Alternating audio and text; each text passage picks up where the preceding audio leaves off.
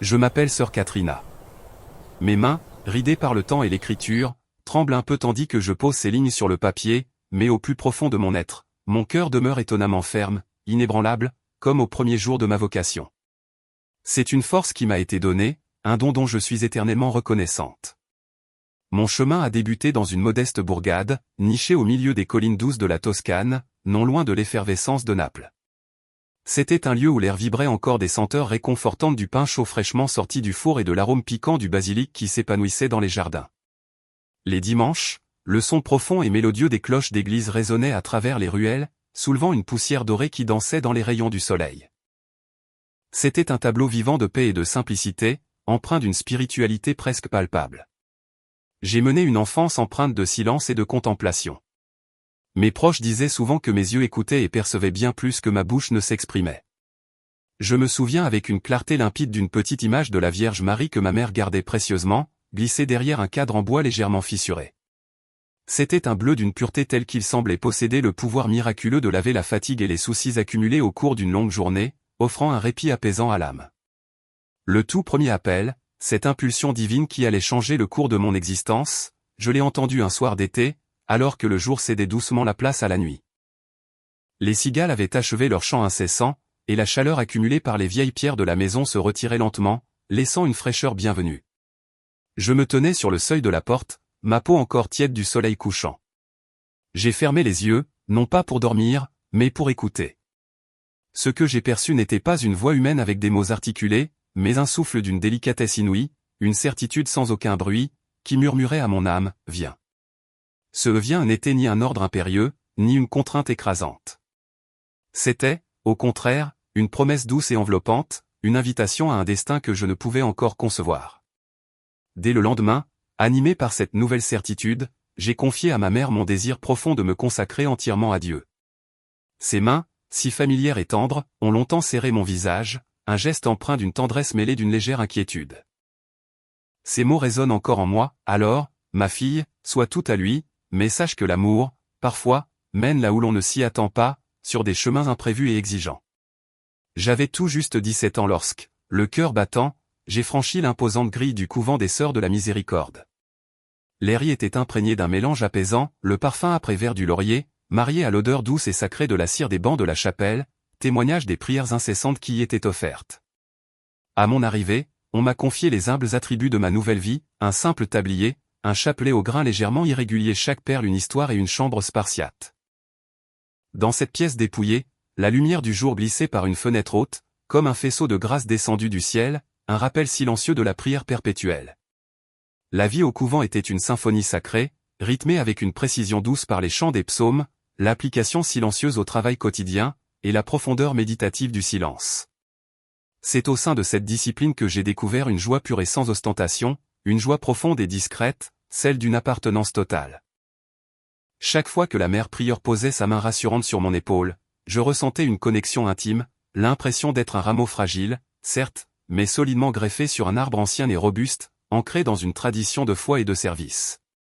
C'est là, dans cette humble enceinte, que j'ai appris la véritable essence de la charité, à préparer la soupe la plus réconfortante pour les mères seules et épuisées, à penser avec douceur les mains fendillées des ouvriers de la briqueterie, témoignage de leur labeur acharné, et, peut-être le plus important, à écouter les larmes, ces expressions silencieuses de la douleur, sans jamais exiger d'explication, offrant simplement une présence compatissante. Parfois, au cœur de la nuit, je me réveillais soudainement, troublé par un rêve récurrent. Je me voyais marchant dans un champ immense, sous un ciel changeant et incertain, tenant une lanterne qui projetait une faible lumière sur mon chemin. Je n'avais aucune idée de ma destination, mais une certitude profonde m'habitait, j'étais attendu. Ce rêve, empreint de mystère, revenait inlassablement. Sa pleine signification ne m'est apparue que bien plus tard, comme un voile se levant sur un destin tracé. Un matin de fin d'automne, la mère prieure nous a réunis dans la petite salle capitulaire. Le craquement du vieux bois des sièges résonnait dans le silence, comme pour souligner la gravité des paroles qu'elle s'apprêtait à prononcer. « Mes filles, a-t-elle commencé d'une voix grave et posée, on nous a fait une demande pressante, il s'agit d'aller en aide à des familles de métayers, qui travaillent sur une grande exploitation au cœur de la Toscane. La guerre, cette terrible épreuve, a tout ravagé là-bas, les champs fertiles, mais aussi, et plus profondément, les cœurs des hommes et leur confiance. Il manque cruellement de soins, de pain, et, plus que tout, d'une présence aimante. Qui parmi vous se sent prête à partir pour cette mission? Sans que j'aie même le temps d'y réfléchir consciemment, mon bras s'est levé, porté par une force intérieure irrésistible. J'ai croisé le regard d'Anna et de Lucia, mes chères compagnes de noviciat. Elles m'ont offert un sourire, non pas un sourire d'insouciance, mais un sourire décidé, empreint d'une résolution tranquille, qui ne cherchait pas à embellir les difficultés à venir, mais plutôt à les embrasser avec courage et détermination. La route vers la Toscane fut longue et éprouvante. Le car, secoué par les virages de la montagne, se balançait avec une lenteur régulière, comme une prière murmurée à voix basse. À travers la vitre embuée, mon regard se posait sur les paysages défilants, les oliviers, leurs feuilles d'un gris argenté scintillant sous le pâle soleil, et les cyprès, dressés vers le ciel comme des cierges maigres et saints, veillant sur la terre. Lorsque nous sommes enfin arrivés, la lumière du jour s'inclinait déjà, peignant les collines de teintes orangées et pourpres. La ferme portait le nom de Pot des Saint-Michelet, mais plus personne n'osait prononcer ce nom avec la moindre douceur. Les toits, en partie éventrés, laissaient voir des manques d'ardoises, les clôtures pendaient tristement, et les regards des habitants, lourds de méfiance, évitaient les nôtres, par une habitude ancrée de défiance. Une chape de désespoir semblait recouvrir ce lieu. C'est ce soir-là que j'ai aperçu pour la toute première fois le propriétaire de ces terres, Don Vittorio. Sa stature était imposante, avec de larges épaules carrées, et sa mâchoire, constamment crispée, trahissait l'homme qui avait lutté trop longtemps, non seulement contre des ennemis bien réels de la guerre, mais aussi contre des fantômes et des peines imaginaires. Ses yeux, d'une couleur d'un métal froid et impassible, semblaient refléter toute la dureté qu'il avait endurée. Il nous a salués d'un signe bref et brusque, ses mots tombant comme des couperets, comme on tolère la pluie parce qu'elle finit par passer, vous ferez ce que vous voulez avec les malades, a-t-il lâché, son ton empreint d'une amère résignation, mais pas de procession, pas de cloche, pas de comédie. Le mot comédie, prononcé avec tant de dédain, m'a heurté en plein cœur comme un caillou jeté avec force. Nous avons déposé nos modestes valises dans une pièce attenante à l'ancien pressoir. Une odeur persistante de moisi et de linge humide régnait dans l'air, signe d'abandon et de négligence. Anna, fidèle à sa foi, a immédiatement allumé une petite bougie fragile devant l'image de la Vierge qu'elle portait toujours pieusement à l'intérieur de son habit. La flamme a vacillé un instant, puis s'est redressée avec une obstination touchante. Ici aussi, elle veillera, a-t-elle murmuré, sa voix empreinte d'une foi inébranlable. J'ai acquiescé, mais une étrange crispation m'a parcouru le dos, comme si l'air lui-même dans cette pièce était tendu, chargé d'une tension invisible. La maison entière semblait écouter, retenant son souffle.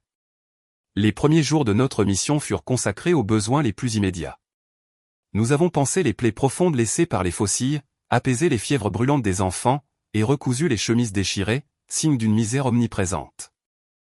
Les femmes de la ferme parlaient peu, leurs regards furtifs épiaient constamment la cour de la grande maison, craignant à tout instant l'apparition inopinée du maître.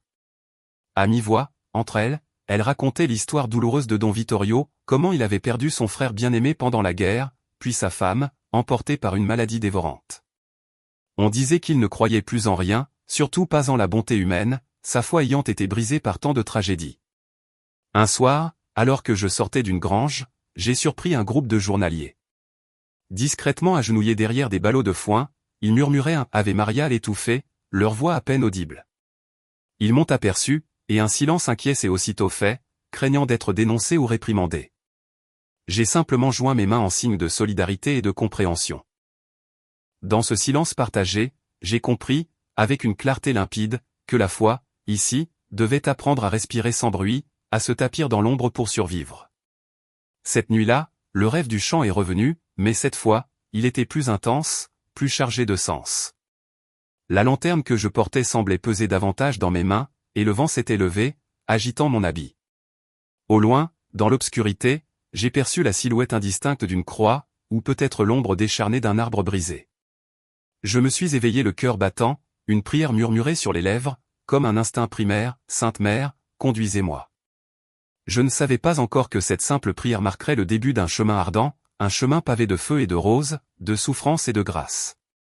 Les jours suivants, la Toscane s'est révélée à nous comme une cicatrice ancienne, à la fois belle dans sa rudesse et triste dans son désolation. Le soleil, ardent et généreux, réchauffait la terre craquelée, mais malgré ses efforts, rien ne poussait vraiment avec vigueur. Les paysans travaillaient en silence, leurs gestes lents et résignés. Les femmes, au visage creusé par les épreuves, évitaient nos regards, et même les enfants semblaient vieillir avant l'heure, privés de l'insouciance de leur jeune âge. Le vent, parfois, apportait le tintement lointain d'une cloche, sans doute celle de quelques paroisses plus épargnées par la main de Don Vittorio. Et chaque fois que ce son parvenait à ses oreilles, il fronçait les sourcils, comme si cette mélodie sacrée le blessait personnellement. Nous logions dans une petite dépendance, légèrement à l'écart du corps principal de la ferme. Les murs froids transpiraient l'humidité, et le plancher craquait à chaque pas, racontant les histoires silencieuses de ceux qui y avaient vécu avant nous. Pourtant, chaque soir, avant de nous abandonner au sommeil, nous allumions notre petite bougie, sa flamme vacillante posée devant l'image sainte de la Vierge. Cette flamme, si fragile en apparence, suffisait à réchauffer notre courage et à éclairer nos âmes. Anna chantonnait tout bas une antienne en latin, ses paroles se mêlant au vent nocturne, et Lucia s'endormait paisiblement, le chapelet fermement serré entre ses doigts. Moi, je restais éveillé, écoutant attentivement le murmure discret des chants, ce murmure qui semblait attendre, avec une patience infinie, quelque chose ou quelqu'un.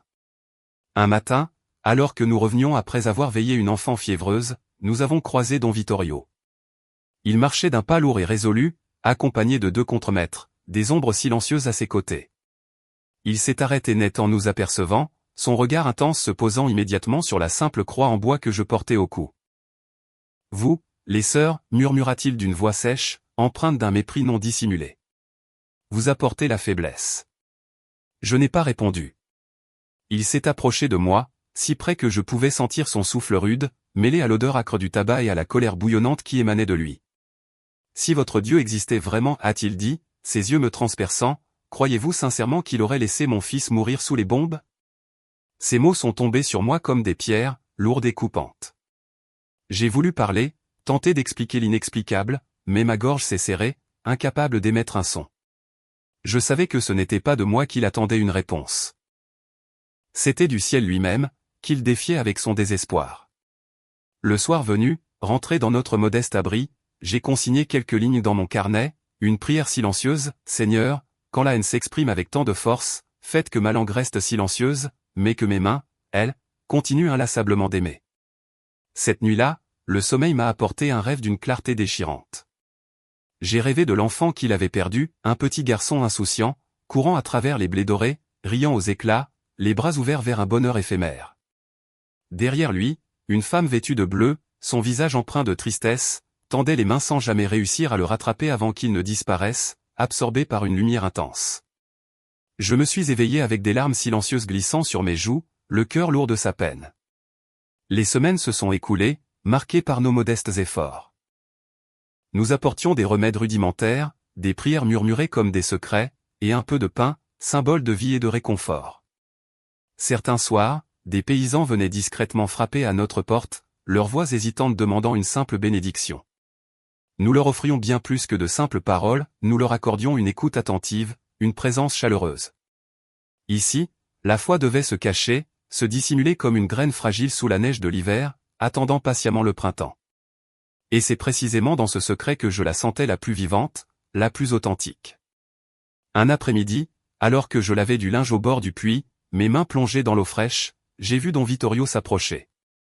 Il portait un manteau sombre, lourd et épais, malgré la chaleur accablante de l'après-midi. Il s'est arrêté à quelques pas de moi, les bras croisés, son regard impénétrable. « Vous, a-t-il dit, sa voix rocailleuse, vous priez pour eux. Pour eux. Et pour vous aussi, ai-je répondu, la mienne empreinte de douceur. Il a esquissé un sourire amer, un éclair de douleur perçant son masque de dureté. Ne gaspillez pas vos prières, sœur, a-t-il ajouté avec un cynisme prononcé, les cieux sont vides. Non, ai-je murmuré, mon regard fixé sur le sien, ils attendent qu'on les regarde à nouveau. Nos yeux se sont croisés, un instant suspendus, chargés d'une profondeur inattendue. Il y eut un silence profond, presque humain, avant qu'il ne tourne brusquement les talons et s'éloigne. Le lendemain matin, une triste découverte nous attendait, le petit autel rudimentaire que nous avions dressé près du puits était renversé. La statue de la Vierge, notre humble Madone, était brisée, sa tête délicate séparée du corps. Anna a pleuré doucement, des larmes silencieuses coulant sur ses joues, tandis qu'elle ramassait méticuleusement les fragments dans son tablier. « Il veut tuer Dieu », a-t-elle dit, sa voix tremblante d'émotion et de peur. Je me suis accroupi à mon tour, tenant la tête brisée de la statue entre mes mains. Malgré la fracture, le visage de Marie gardait la même douceur sereine. Personne ne peut tuer l'amour, ai-je soufflé, ma voix emplie d'une conviction inébranlable. Et j'ai juré de rester, quoi qu'il arrive. À partir de ce jour, le maître de la ferme n'a plus cherché à dissimuler son mépris. Il passait près de nous en ricanant, ses paroles cinglantes nous frappant, vos prières ne nourrissent pas les affamés. Pourtant, un soir, alors que je regardais par la fenêtre de notre humble demeure, j'ai aperçu une lueur tremblante, une petite bougie allumée dans sa propre maison. Quelqu'un, là-haut, priait peut-être en secret. Était-ce lui, luttant contre ses propres démons, ou était-ce le fantôme de son passé, de sa foi perdue, qui veillait? Un soir d'orage d'une violence inouïe, la pluie tombait à verse, et le tonnerre roulait avec fracas sur les collines, comme la fureur divine elle-même. Nous étions agenouillés, récitant le rosaire, cherchant refuge dans la prière. Soudain, la porte de notre pièce s'est ouverte brusquement, révélant la silhouette trempée de Don Vittorio. Il se tenait sur le seuil, les yeux ardents de colère. « Assez, hurla-t-il, sa voix couvrant le bruit de la tempête. Demain, je mettrai fin à vos superstitions. Vous comprendrez ce que vaut votre foi. » Puis il est reparti aussi brusquement qu'il était venu, laissant derrière lui la boue et le grondement du tonnerre. Anna tremblait de tout son corps, et Lucia pleurait en silence. Moi, je n'ai pas bougé. J'ai regardé la flamme de notre bougie vaciller un instant, puis s'éteindre, nous plongeant dans une obscurité soudaine. Dans cette noirceur, j'ai chuchoté, le cœur serré, Sainte Mère, s'il doit me crucifier, que je sois le dernier obstacle entre sa colère et votre lumière. Je ne savais pas encore que ma prière, prononcée dans l'ombre et le désespoir, venait d'être entendue. Je n'ai presque pas dormi cette nuit-là, mon esprit tourmenté par l'angoisse. Le vent fouettant les volets de notre petite chambre résonnait comme une main impatiente frappant à la porte, et chaque craquement du vieux bois semblait annoncer un présage funeste. Anna priait en silence, ses yeux rouges trahissant sa peur, tandis que Lucia serrait convulsivement la petite croix d'argent qu'elle portait au cou. Je sentais dans l'air une tension invisible, palpable, comme si les murs eux-mêmes retenaient leur souffle, anticipant l'inévitable. Je savais, au plus profond de mon être, que quelque chose d'irréversible allait se produire. Je ne pouvais imaginer encore à quel point l'enfer pouvait prendre la forme la plus terrifiante, celle d'un homme.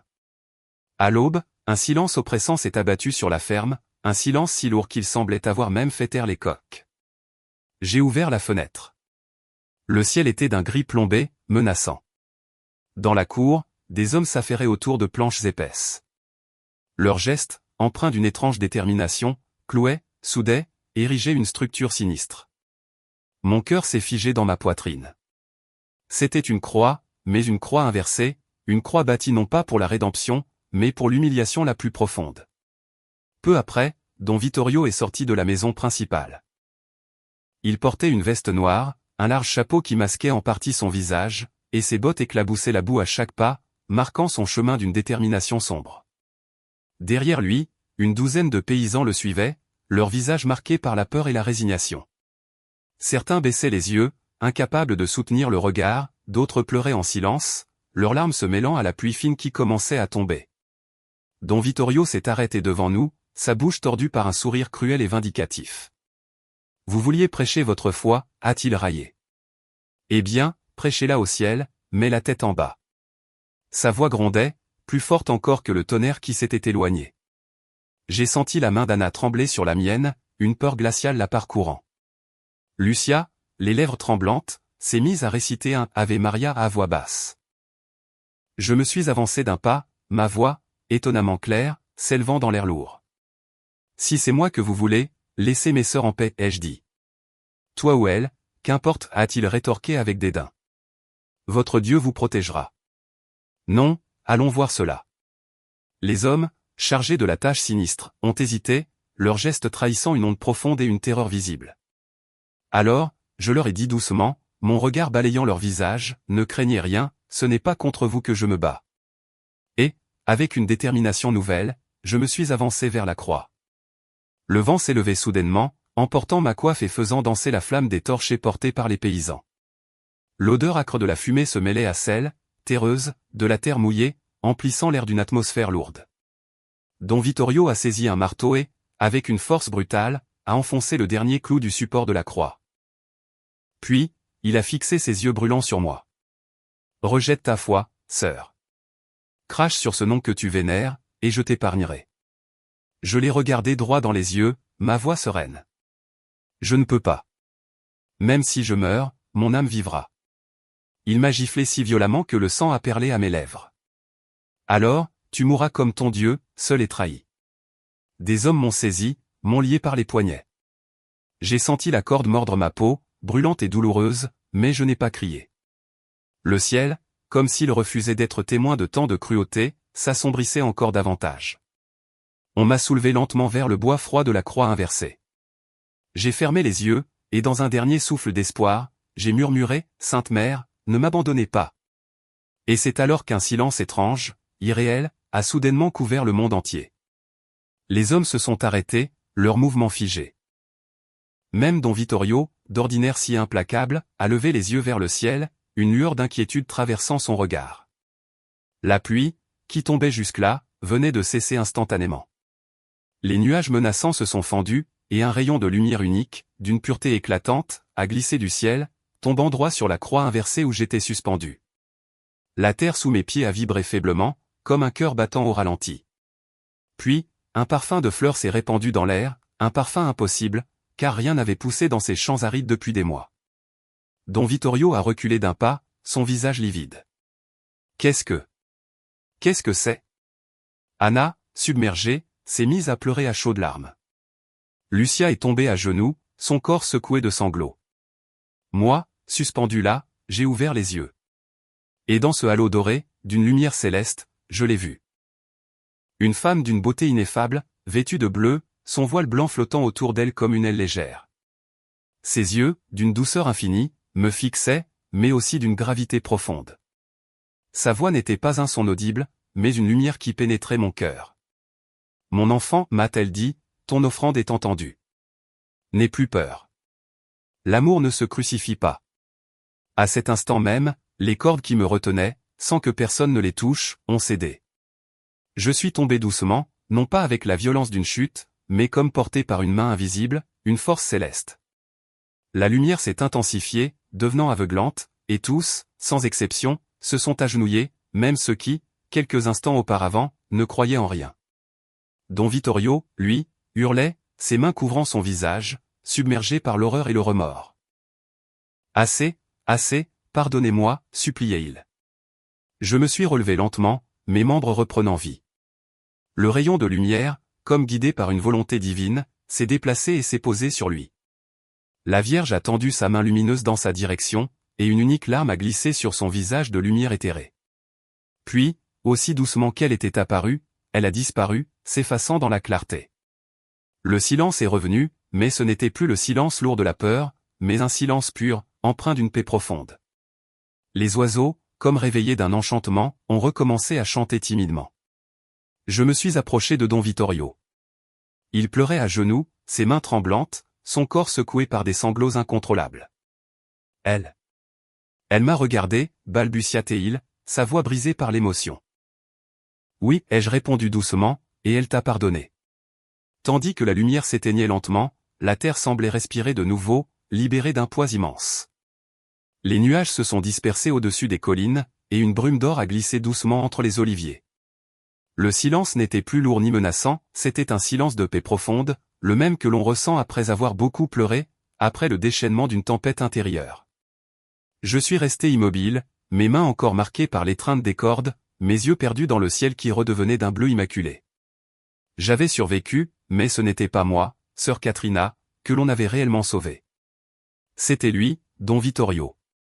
Don Vittorio était toujours agenouillé, la tête enfouie dans ses mains, son manteau trempé par la boue et ses propres larmes.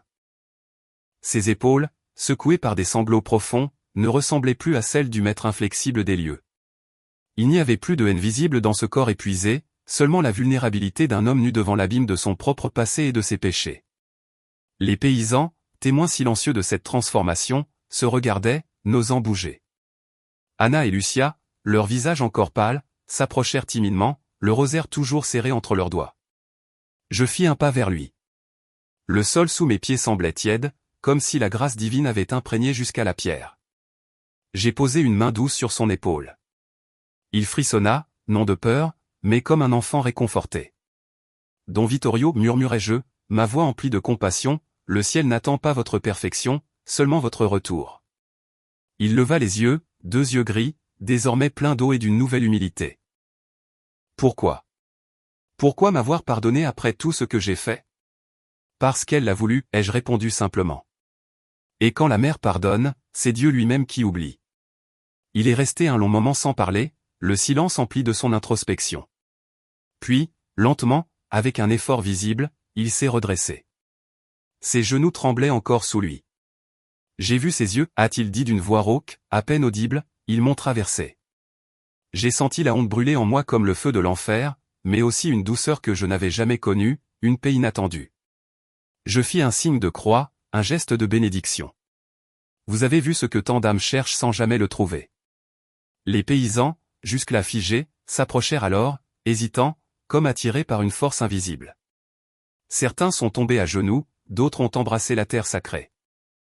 Anna a ramassé la petite tête brisée de la statue de la Vierge, que l'on avait retrouvée au pied de la croix, et l'a délicatement déposée devant Don Vittorio. C'est elle qui règne ici désormais, a-t-elle déclaré, sa voix claire, pas la peur. Il a contemplé longtemps ce modeste morceau de plâtre fêlé, puis, humblement, il s'est agenouillé devant elle. C'était un geste simple en apparence, mais il pesait plus lourd qu'une confession. Ce fut là, à cet instant précis, que la ferme de Saint-Michelet, autrefois sombre et désolée, changea d'âme. Une nouvelle ère de grâce et de rédemption avait commencé. Les jours suivants furent étranges, empreints d'une lumière nouvelle. Le soleil semblait plus clair, les oiseaux plus nombreux, et le silence, enfin, s'était fait bienveillant. Don Vittorio, l'homme transformé, a fermé les greniers de ses anciennes colères et rancunes. Il a fait ouvrir la chapelle abandonnée, sise au bord des vignes, celle dont il avait lui-même ordonné de clouer les portes. Il a donné des ordres précis pour qu'on la nettoie de fond en comble, qu'on y remette des cierges pour la lumière, et surtout, qu'on y accroche à nouveau la cloche, symbole de la foi retrouvée. Je l'ai vu, de mes propres yeux, tirer la corde pour la toute première fois. Le son grave et pur de la cloche a résonné à travers la vallée, tel un cœur revenu à la vie, emplissant l'air d'une mélodie d'espoir. Les paysans, travaillant dans les champs, se sont arrêtés, suspendus à ce son inattendu. Certains ont pleuré, submergés par l'émotion, d'autres ont fait un signe de croix. Lucia, agenouillée, a murmuré, c'est le son du pardon. Le soir, Don Vittorio vint frapper à notre porte, un geste empreint d'humilité. Il tenait dans ses mains une vieille couverture, et à l'intérieur, reposait la croix renversée, celle-là même qu'il avait fait construire pour l'humiliation. Je veux que vous la bénissiez, a-t-il dit, sa voix douce et empreinte de contrition. Je veux qu'elle soit droite, à jamais. Nous l'avons portée ensemble dans la cour, un acte de réconciliation symbolique. Il a planté le bois en terre, cette fois la tête vers le ciel, respectant sa signification sacrée. Puis, il s'est agenouillé et a prié à haute voix, maladroitement au début, mais avec une sincérité si profonde qu'elle fit trembler l'air autour de nous. C'était la première fois que je l'entendais prononcer le nom de Dieu sans aucune trace de rage ou de désespoir. Une semaine s'est écoulée, marquant une nouvelle ère pour la ferme.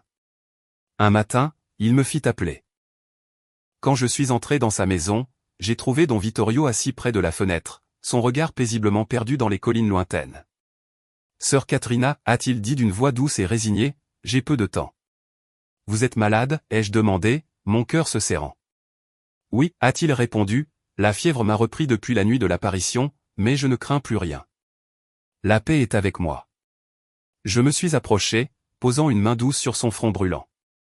Voulez-vous que je prie avec vous? Il a acquiescé d'un léger mouvement de tête. Ensemble, nous avons récité le « Je vous salue Marie ». Sa voix s'éteignait peu à peu, mais ses lèvres continuaient de bouger, murmurant les paroles sacrées. Au dernier mot, un sourire paisible a éclairé son visage. Dites-lui merci, a-t-il chuchoté. Puis sa tête est tombée en avant, paisiblement, comme un enfant qui s'endort après une longue journée. Nous l'avons enterré au pied du grand olivier, là où la croix redressée projetait désormais son ombre chaque soir, un symbole de sa rédemption. Les paysans, par respect et gratitude, ont placé à côté une simple plaque de pierre, gravée de ces mots, « Ici repose celui que la Vierge a relevé ». Depuis ce jour béni, chaque printemps, des roses sauvages d'une blancheur immaculée fleurissent spontanément autour du tronc, sans qu'aucune main humaine ne les ait jamais plantées. C'était un signe discret, mais puissant, de la grâce perpétuelle qui imprégnait ce lieu. Les semaines qui suivirent la mort de Don Vittorio furent baignées d'une paix nouvelle, douce et silencieuse, une sérénité qui imprégnait chaque recoin de la ferme. Jadis marquée par la peur et la désolation, elle semblait désormais respirer différemment, libérée de son lourd passé. Les murs ne gémissaient plus sous l'assaut du vent, les animaux étaient calmes et apaisés, et le rire joyeux des enfants, longtemps absents, recommençait à résonner entre les granges, un chant d'espoir.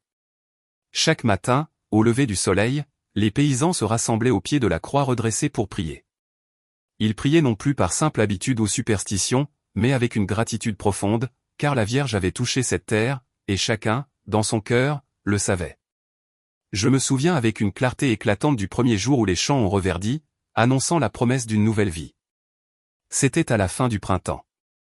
La terre, que la sécheresse impitoyable avait réduite en poussière inerte, se couvrit soudain de petites pousses d'un vert tendre et vibrant. En quelques jours à peine, les collines se transformèrent en un tapis de blé luxuriant, d'un vert éclatant. Les habitants du village disaient que c'était impossible, un prodige défiant toute logique. Aucun engrais, aucune pluie abondante n'aurait pu expliquer une telle fertilité soudaine et inespérée. Et pourtant, le miracle était là, sous nos yeux, sous nos pieds. Anna me prit la main, les yeux emplis d'une émotion sacrée. « Regarde, sœur Katrina, murmura-t-elle, le Seigneur a semé à notre place. » Je lui répondis en souriant, mon cœur débordant de gratitude, « Non, ma sœur, c'est Marie qui a posé son manteau sur cette terre, la couvrant de sa grâce. » Les gens des villages voisins, intrigués par la rumeur du miracle, vinrent voir de leurs propres yeux. Certains, empreints de scepticisme, ne croyaient pas, mais tous, sans exception, sentaient en approchant du champ une paix profonde, une sérénité qu'ils n'avaient jamais connue auparavant. Même les oiseaux semblaient chanter plus lentement, leur mélodie s'étirant, comme pour ne pas troubler la grâce palpable qui habitait les lieux. Un après-midi, un vieil homme arriva de très loin, son pas lent et mesuré. Il portait un bâton noueux, témoignage de ses longues marches, et un chapelet de bois sombre, usé par les prières. On racontait qu'il avait parcouru des kilomètres, attiré par les récits du miracle de Saint-Michelet. Il s'agenouilla humblement au pied de la croix et resta là, immobile, comme figé par la contemplation, des heures entières. Quand il se releva enfin, des larmes silencieuses coulaient sur ses joues burinées. « J'avais perdu la foi, murmura-t-il, sa voix brisée par l'émotion. Maintenant, je sais qu'elle n'était pas morte. Elle dormait seulement, enfouie dans la boue de mes doutes. » Ces mots m'émurent profondément, touchant mon âme. Je compris alors que ce miracle n'était pas destiné uniquement aux yeux, mais surtout au cœur. Le champ de blé n'était qu'un signe visible, une manifestation concrète de ce que Marie accomplissait en secret, dans les profondeurs des âmes. Chaque soir, à l'heure où le soleil s'inclinait derrière les collines, peignant le ciel de teintes pourpres et dorées, nous récitions ensemble le rosaire. Les hommes déposaient leurs outils de travail, les femmes posaient leurs paniers chargés, et tous, sans distinction, s'agenouillaient dans la poussière encore tiède de la terre. Une lumière dorée enveloppait la croix, la baignant d'une aura sacrée. Parfois, à travers les branches séculaires de l'olivier, on apercevait une lueur blanche et fine, délicate comme un fil d'eau, qui passait dans l'air. Les enfants, avec leur innocence, disaient que c'était la robe de la Sainte Dame. Je ne les contredisais pas. Qui étais-je pour douter de la pureté de leur regard, capable de voir l'invisible? Un jour, un jeune garçon du hameau voisin, Matteo, vint me chercher en courant, son visage empreint d'une grande anxiété. Sa mère était gravement malade, délirant depuis 3 jours sans répit. Il me supplia, « Sœur, venez prier pour elle. Vous avez vu la dame? Elle vous écoutera, j'en suis sûr. » Je suis parti avec lui sans la moindre hésitation, mon cœur rempli de compassion. La femme, allongée sur un humble lit de paille, respirait à peine, son front brûlant sous ma main. Je posai une main douce sur elle et récitai lentement l'Ave Maria, mes paroles se mêlant à l'atmosphère lourde de la pièce. Anna, qui m'avait accompagné, plaça délicatement au-dessus du lit un brin de blé, cueilli dans le champ béni. Un silence profond remplit alors la pièce. Puis, miraculeusement, la femme ouvrit les yeux, chercha la main de son fils et dit d'une voix faible et à peine audible, « Elle est venue. » Et elle s'endormit paisiblement, son souffle redevenant régulier et calme. Le lendemain, à la stupeur générale, elle se leva, ses forces recouvrées. Les médecins du bourg, confrontés à l'inexplicable, n'en revenaient pas. Matteo, les yeux pleins de larmes de joie, me demanda, « C'est vous qui l'avez guéri ?» Je secouai la tête. « Non, mon enfant, c'est la Vierge. Nous ne sommes que ses mains, des instruments de sa grâce. Ce miracle se répandit rapidement dans toute la région, portant l'écho de la grâce divine. Des pèlerins, venus de loin, affluèrent en nombre, apportant avec eux des cierges votifs, des bouquets de fleurs aux couleurs vives, et des promesses sincères. Certains venaient par pure curiosité, d'autres par désespoir, cherchant un baume à leur souffrance. Beaucoup repartirent transformés, portant en eux une paix nouvelle. Il suffisait d'un instant de silence recueilli au pied de la croix pour sentir la paix descendre sur eux, légère et imperceptible comme une pluie invisible. Je me souviens particulièrement des paroles d'une femme qui m'a dit un jour, « Ici, on ne prie pas pour que la vie change. On prie pour apprendre à l'aimer, même brisé, même blessé. » Je n'ai jamais oublié cette phrase, tant elle résonne avec la vérité de l'expérience humaine. Un soir, alors que le soleil s'inclinait et disparaissait doucement derrière les collines, j'ai aperçu au loin la lueur douce d'une flamme bleutée se poser délicatement sur le champ de blé. Anna l'a vue aussi, et sans un mot, nous nous sommes agenouillés, nos cœurs emplis d'un respect sacré. Le vent soufflait à peine, une brise légère, et pourtant, les épis se courbaient avec déférence, comme s'ils saluaient une présence invisible et sainte. Dans mon cœur, j'ai entendu ces mots clairs et réconfortants, tant que ces épis pousseront, ma grâce demeurera ici. Depuis ce jour, le chant de Saint-Michelet ne s'est jamais tari, défiant les lois de la nature. Même lorsque les autres terres mouraient de sécheresse, la nôtre fleurissait toujours avec une vigueur inépuisable. Et moi, chaque fois que je passe entre ces blés dorés, je sens le parfum discret et céleste de la Vierge, celui des fleurs du ciel. Les mois s'écoulèrent, et la rumeur du miracle se propagea bien au-delà des douces collines toscanes. On racontait qu'à Saint-Michelet, dans une ferme autrefois maudite, la Vierge était apparue à une jeune sœur, et qu'un champ desséché, condamné à l'aridité, s'était miraculeusement couvert de blé d'or. Les routes s'emplirent alors de gens venus de tous horizons, vieillards s'appuyant sur des cannes noueuses, mères portant leurs enfants malades, soldats revenus brisés de la guerre, et même des hommes d'église, envoyés pour vérifier les faits. Mais je n'avais rien à leur prouver. Ce lieu sacré n'était pas ma propriété, il appartenait entièrement à la grâce divine. Chaque matin, bien avant l'aube, alors que l'obscurité cédait à la première lueur du jour, je descendais au champ avec Anna et Lucia. Nous y placions des cierges au pied de la croix, leurs flammes vacillantes perçant la pénombre, et récitions un chapelet, nos prières s'élevant pour les âmes qui allaient venir. Le premier rayon du soleil embrasait le bois de la croix, lui donnant l'impression de respirer, de prendre vie sous nos yeux. Parfois, un léger parfum de rose, d'une douceur exquise, se mêlait à l'air froid et pur du matin.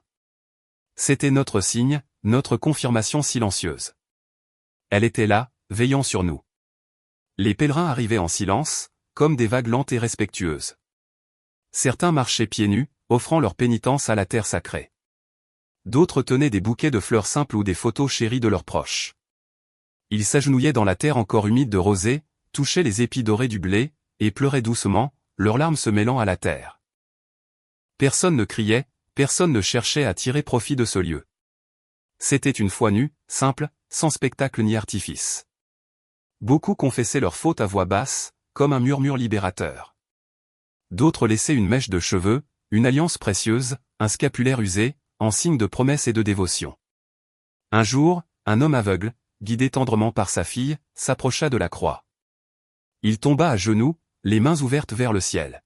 « Je ne vois rien, dit-il, sa voix emplie d'une profonde tristesse, mais je sens la lumière. » Je posai mes doigts sur son front, priant en silence. Puis soudain, avec un cri retentissant, il leva la tête et s'écria « Mamma mia, le soleil !» Je le vois. Sa fille, submergée par la joie, poussa un cri et le serra fort dans ses bras. Tous autour d'eux pleuraient, témoins de ce prodige.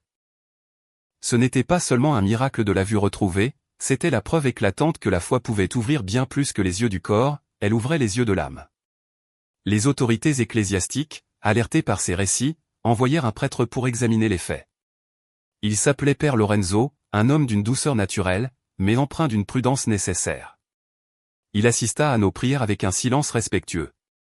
À la fin de la journée, il me demanda, « Ma sœur, êtes-vous certaine de ce que vous avez vu ?»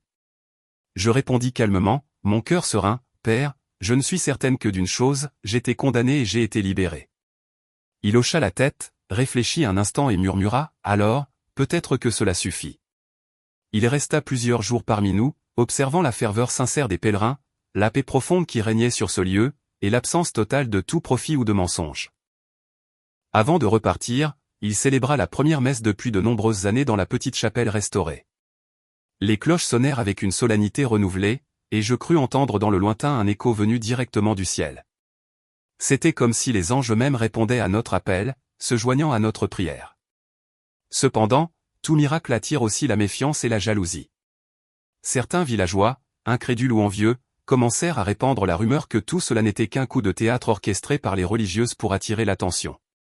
D'autres, des marchands opportunistes, voulaient vendre des souvenirs, transformant la foi en commerce. Cela me blessait profondément.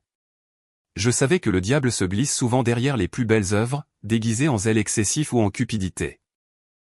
Alors, j'ai prié avec ferveur, Sainte Mère, gardez ce lieu pur, immaculé, comme votre propre regard. Cette nuit-là, j'ai rêvé d'un champ sous la lune, ses épis d'un blanc pur comme la neige fraîchement tombée. Au milieu de ce champ lunaire, se tenait la Vierge, tenant un petit flambeau à la flamme douce.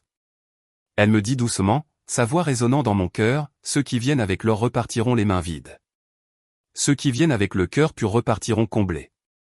Je me suis éveillé avec la certitude inébranlable que ce lieu resterait à l'abri des tentations matérielles, tant que les prières y précéderaient les paroles et les intentions.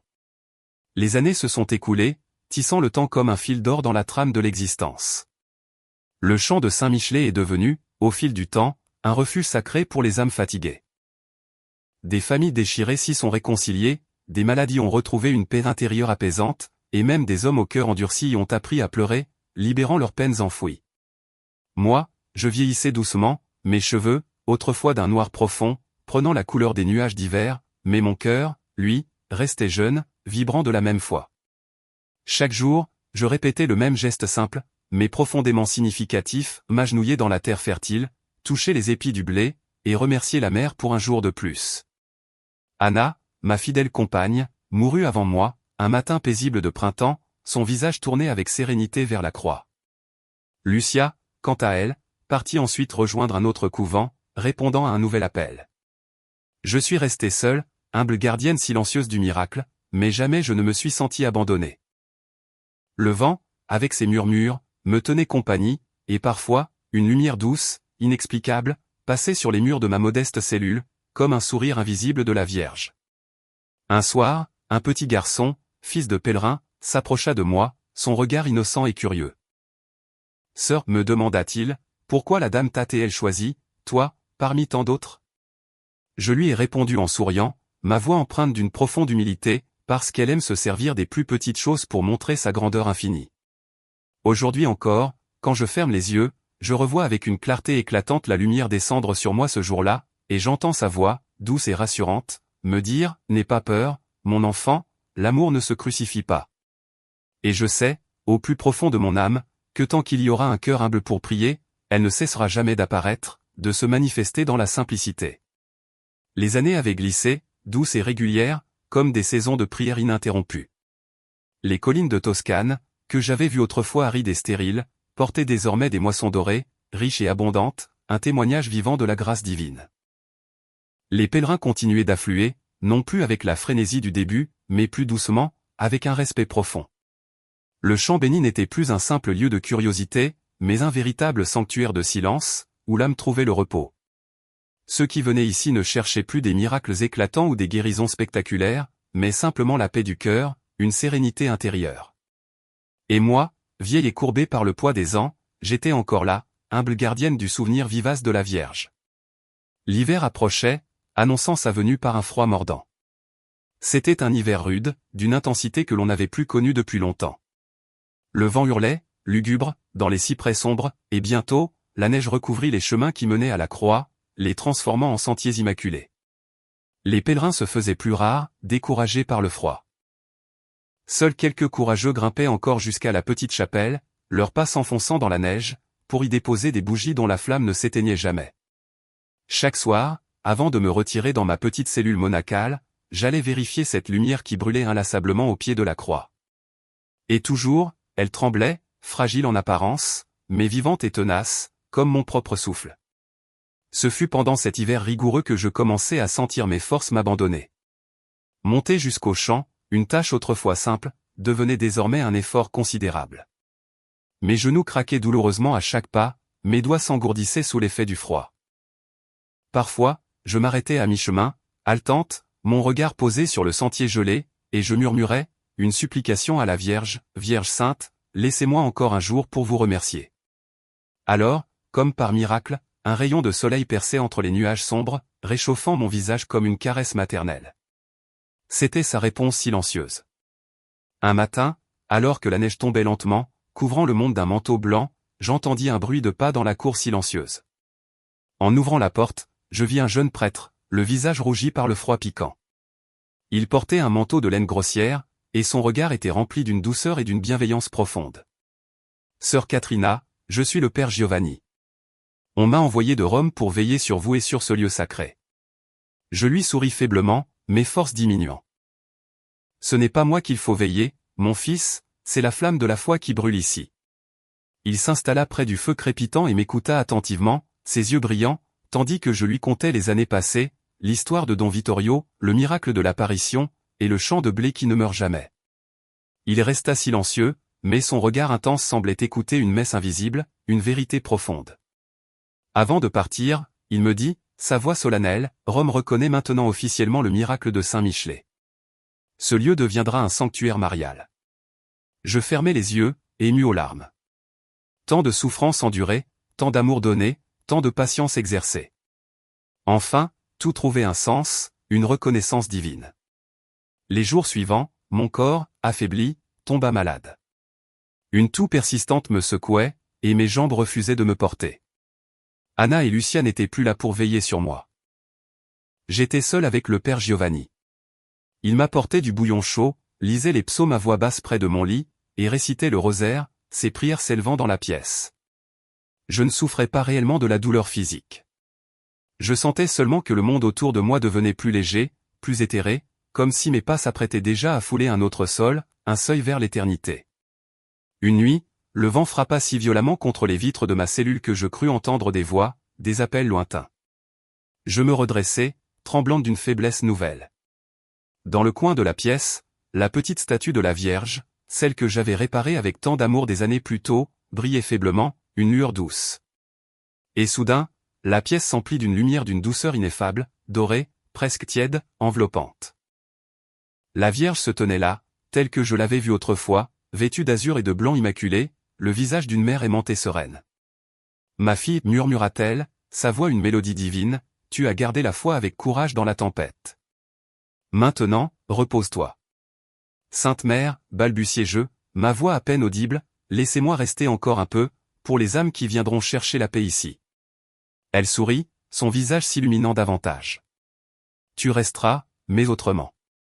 Tes prières flotteront ici dans le vent qui caresse les collines, dans les épis dorés du champ, dans chaque flamme humblement allumée en mon nom. Rien ne meurt de ce qui est offert par amour, car l'amour est éternel.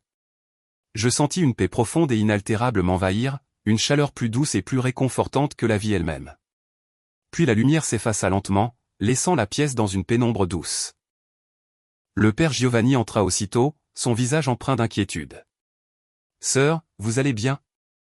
Je lui souris, un sourire rempli de sérénité et de certitude. « Elle est venue, mon fils. Elle m'a promis que je resterai ici, même après ma mort. » Il tomba à genoux, les yeux emplis de larmes de joie et de reconnaissance. Quelques jours plus tard, un matin de neige paisible, il trouva ma cellule silencieuse. Je tenais mon chapelet fermement entre mes mains, mon visage tourné vers la fenêtre, comme si je regardais encore la lumière céleste. Mon cœur s'était arrêté doucement, sans lutte ni douleur, mais sur la table, la bougie brûlait toujours, droite, pure, intacte, un symbole de la flamme éternelle de la foi. Le père Giovanni me fit enterrer au pied de la croix, là où j'avais fait ma promesse, près de Don Vittorio, uni dans la terre sacrée. Depuis ce jour, la légende raconte que certains soirs d'hiver, une silhouette de femme vêtue de blanc marche lentement et gracieusement entre les épis gelés, tenant un chapelet qui scintille comme des étoiles lointaines. Ceux qui l'aperçoivent, touchés par cette vision, assurent qu'elle prie encore pour nous, veillant sur ce lieu béni. L'hiver s'éteignit lentement sur Saint-Michelet, et le printemps s'installa, apportant avec lui la douceur d'une bénédiction nouvelle. Les collines retrouvèrent leur éclat verdoyant, et les pèlerins, apprenant la mort de sœur Katrina, affluèrent en nombre encore plus grand. Ils ne venaient pas pour pleurer sa disparition, mais pour prier auprès de celle qu'ils appelaient désormais affectueusement la Sainte du champ de blé. On racontait qu'à la tombée du jour, une lumière douce se posait sur sa tombe, et que le parfum des roses se répandait mystérieusement, sans qu'aucune fleur ne soit visible à l'œil. Le père Giovanni veillait désormais sur le sanctuaire, sa mission renouvelée. Il avait transformé la vieille maison en un hospice accueillant pour les pauvres et les pèlerins. Chaque jour, il célébrait la messe dans la petite chapelle de pierre. Derrière l'autel, une fresque magnifique montrait la Vierge apparaissant à une jeune sœur agenouillée. C'était l'œuvre d'un peintre venu de Florence, qu'il avait réalisée après avoir rêvé de la scène, sans jamais avoir connu sœur Catrina. Quand il vit la photo d'elle, il tomba à genoux, submergé par l'émotion. Il avait peint son visage sans savoir qu'il était celui d'une femme réelle, d'une sainte.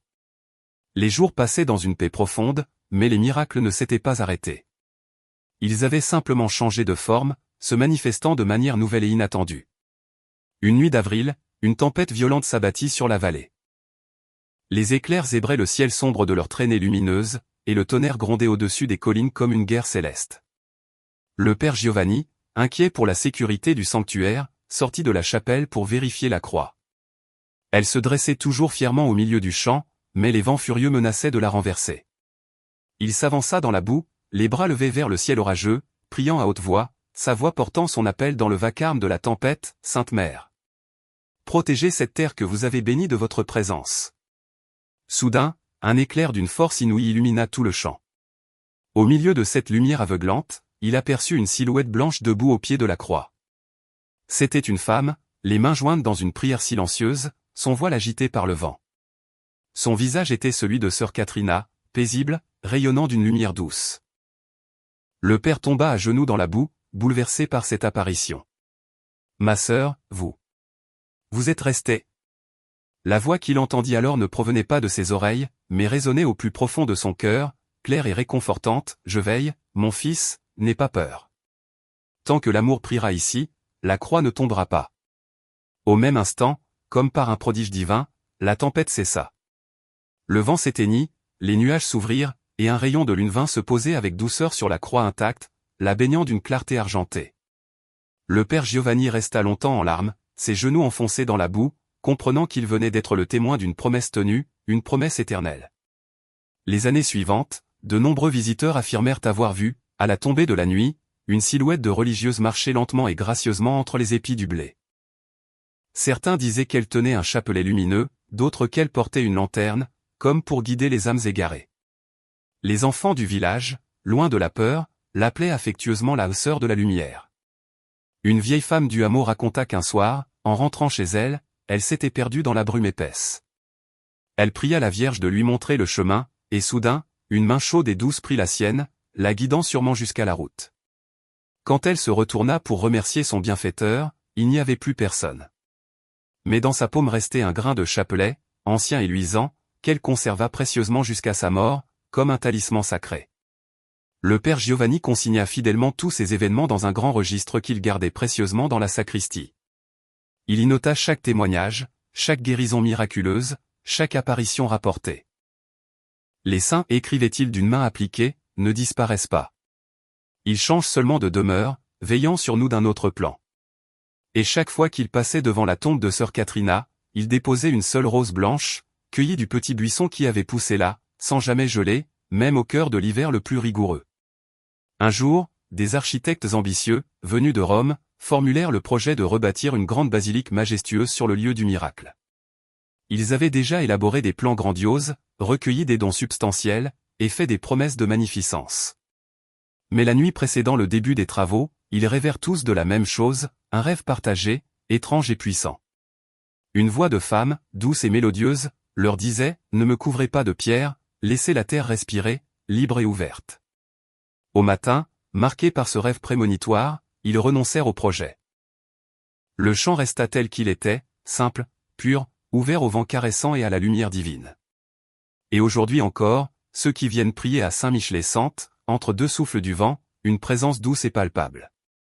Une main invisible semble les consoler, une voix muette murmure au plus profond de leur cœur, l'amour ne se crucifie pas. Les générations se sont succédées, le temps s'est écoulé. Le père Giovanni est mort vieux et en paix, ayant accompli sa mission. Les pèlerins, fidèles, continuent de venir à Saint-Michelet. Certains ne connaissent rien de l'histoire détaillée du miracle, mais tous s'agenouillent instinctivement, comme si leurs âmes reconnaissaient un lieu sacré où le ciel a touché la terre. Et chaque fois qu'une bougie s'allume au crépuscule, un souffle léger la fait trembler, comme si quelqu'un, quelque part, priait encore avec eux, une présence éternelle. Un siècle et 20 années s'étaient écoulés depuis la nuit où la Vierge apparut à Sœur Katrina. Le monde avait changé 1000 fois. Les villes s'étaient agrandies, s'étendant à l'infini. Les machines avaient remplacé les mains de l'homme, et la foi, parfois, s'était tue, étouffée sous le vacarme incessant des hommes et de leurs ambitions. Pourtant, à Saint-Michelet, le temps semblait s'être arrêté, figé dans une bulle de grâce. Là, au cœur de la Toscane, les champs de blé brillent toujours comme un morceau de paradis tombé sur la terre. Chaque matin, avant même que le soleil ne se lève, les sœurs du couvent sortent en silence, leurs pas légers sur la rosée fraîche, un chapelet serré entre leurs doigts. La plus jeune porte une petite lanterne, la même que tenait autrefois Sœur Katrina, un symbole de lumière et de continuité. Devant elle, la croix se découpe majestueusement dans la lumière rose de l'aube naissante, et quand la première cloche sonne, les oiseaux s'élèvent en un vol gracieux, comme s'ils répondaient à l'appel du ciel. Je vis maintenant dans le petit ermitage, humblement bâti près de la source bénie.